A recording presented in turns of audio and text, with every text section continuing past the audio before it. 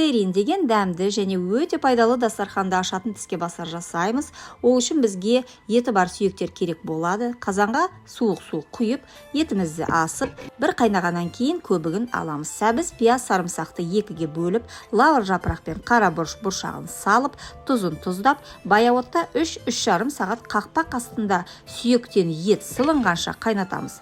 Енді етіміз әбден қайнады, сүйегінен ет ажырап жатыр. Енді сүйектен етті толығымен ажыратамыз. Ет тартқыш не блендерден өткіземіз. Дәмдеуіштермен дәмдейміз, яғни қара бұрыш, паприка саламыз. Тұзын көріп жетпесе қосамыз. Қалауыңызша аскөктен себеміз. Желатиннің бір қасығын халал түрін алып, сорпамен араластырып құямыз. Тартылған етті біріктіріп саламыз. Жүгері ұнатсаңыз одан да аздап қосамыз. Сонымен қалыптарға құямыз. Тоңазытқышқа 3-4 сағатқа сақтаймыз.